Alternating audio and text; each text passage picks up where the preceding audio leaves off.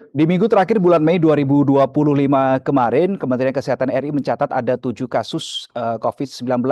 Dan kemarin malam, Menkes RI Budi Gunadi Sadikin melaporkan ke Presiden Prabowo Subianto mengakui bahwa memang terjadi kenaikan jumlah kasus COVID-19 di Indonesia. Kalau kita melihat penaikan atau kenaikan jumlah kasus COVID-19 ini tidak hanya terjadi di Indonesia, tapi di sejumlah negara lain di Asia, ini juga mencatat terjadi lonjakan kasus, penambahan kasus, bahkan juga ada sampai di kasus yang sampai berujung pada meninggal dunia. Nah, terkait dengan hal ini, saudara, saya akan coba diskusikan bersama dengan Chandra Yoga Aditama yang merupakan Direktur Pasca Sarjana Universitas Yarsi yang sudah tersambung melalui saluran Zoom dan juga merupakan Direktur Penyakit Menular WHO Asia Tenggara periode 2018-2020. Pak Chandra, selamat siang. Apa kabar, Pak?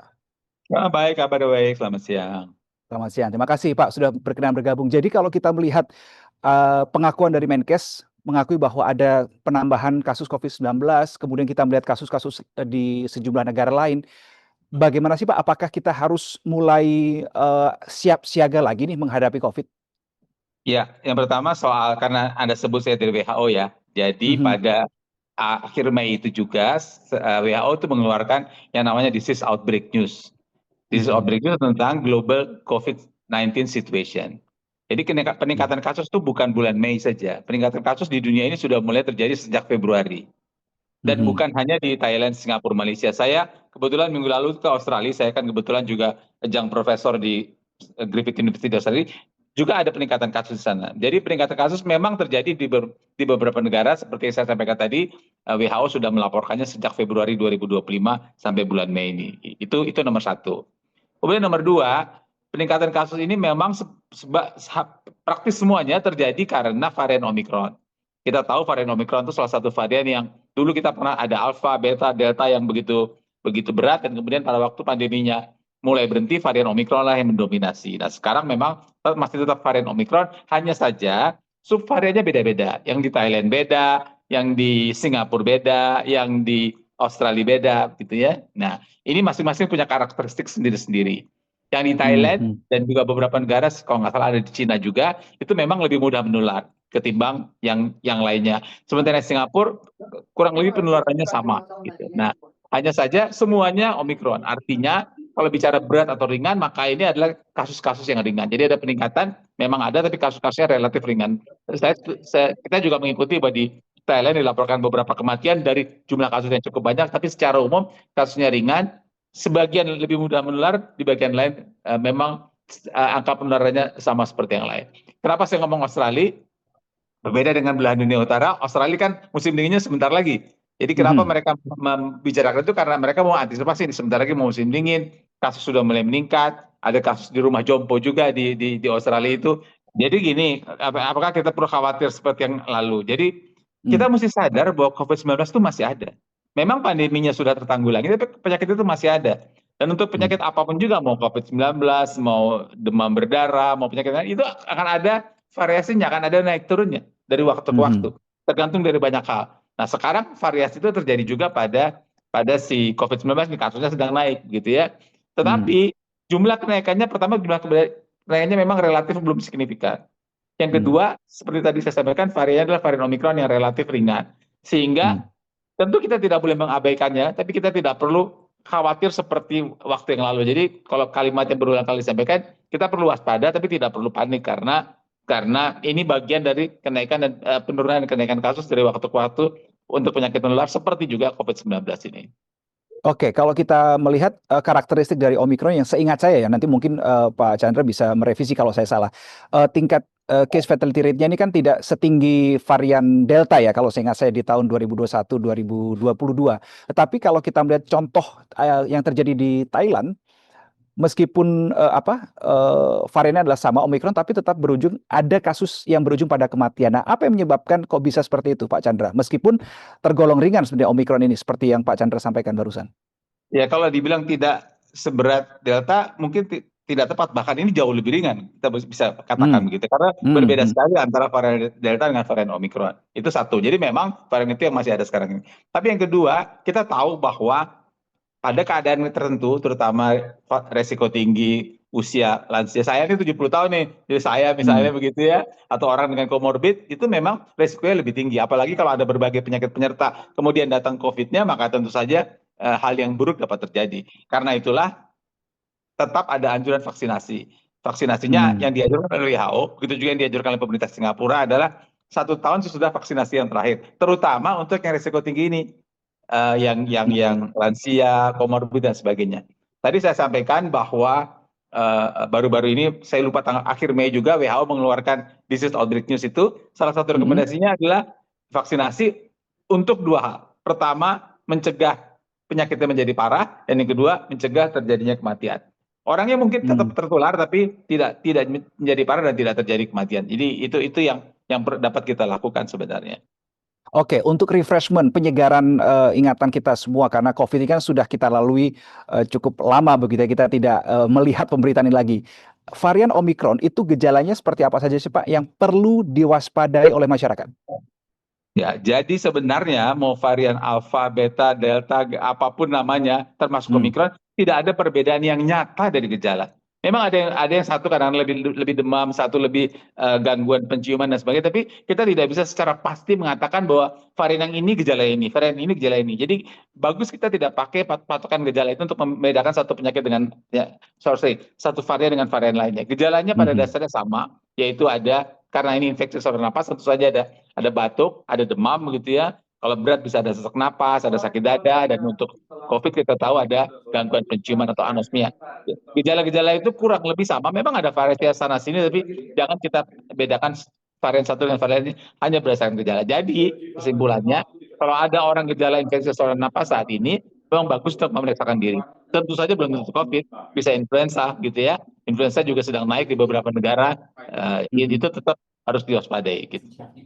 Oke, pertanyaan saya adalah tadi menarik itu yang disampaikan oleh Pak Chandra bahwa harus waspada tapi tidak usah panik yang terlalu berlebihan begitu. Nah, itu untuk masyarakat. Nah, kalau untuk pemerintah, langkah yang real untuk mencegah, ini kan mumpung masih di awal-awal nih, maksudnya mulai naik lagi pemberitaannya. Untuk mencegah ini semakin meledak begitu jumlah kasusnya, pemerintah harus apa, Pak Chandra? Anda sarankan. Nomor satu data. Kenapa Thailand, Singapura, Malaysia mendapatkan kenaikan? Karena mencatat dengan benar. Saya tidak bilang kita tidak dengan benar ya, tapi akan bagus kalau data kita lebih baik lagi begitu, sehingga kita tahu apakah memang ada kenaikan atau tidak. Kalau kita baca di edaran Kementerian Kesehatan, maka positivity rate testnya kan 0,5%. Sementara kalau WHO sudah sampai 11%. Nah ini apakah memang angkanya rendah sekali, ataukah memang jumlah tesnya yang tidak cukup? Apakah memang hanya Singapura, Malaysia, Thailand yang naik, Indonesia tidak?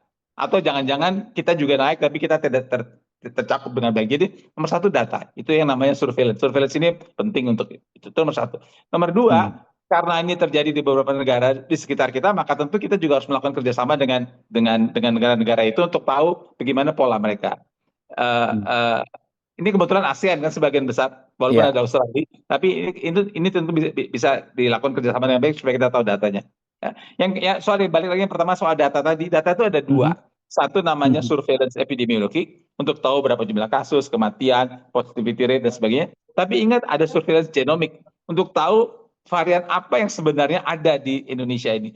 Saya tahu dalam surat edaran sudah disebutkan salah satu varian, tapi kalau angkanya lebih banyak, mungkin kita dapat variasi yang lebih banyak, karena surveillance genomik ini juga akan berpengaruh terhadap proses berikutnya. Jadi nomor satu data tadi, epidemiologi dan genomik. Nomor dua, kerjasama dengan negara lain untuk tahu apa yang terjadi. Dan yang ketiga adalah penjelasan kepada masyarakat. Jadi apa yang dilakukan oleh liputan 6 SCTV ini bagus sekali, seperti Anda sampaikan, udah lama nggak diomongin, bagus kita omongin lagi mumpung ada kenaikan. Bukan mumpung lah ya. Nah, kenapa perlu penjelasan itu? Untuk 3 hal. Nomor satu, untuk menjelaskan apa yang terjadi sekarang, itu tetap harus diperlukan. Tapi nomor dua yang juga penting adalah mengingatkan kita semua bahwa perilaku hidup bersih dan sehat harus terus kita lakukan, gitu ya. Karena kalau tidak ada atau tidak ada COVID, naik atau tidak naik, perilaku hidup bersih dan sehat harus terus kita lakukan. Mencuci tangan, etiket batuk yang baik, menjaga makan yang sehat, gizi yang cukup, olahraga dan sebagainya, itu harus tetap kita lakukan. Karena itu adalah bagian dari pola hidup sehari-hari. Itu yang kedua. Yang ketiga, tentu saja kalau nanti ada kenaikan, pemerintah bisa mengantisipasinya dengan lebih baik. Tapi sekarang belum lah. Yang ketiga ini belum. Jadi pertama, yang kedua saja dulu. Pertama soal data ini, kedua menjelaskan kepada masyarakat. Yang kedua soal perilaku hidup bersih dan sehat itu.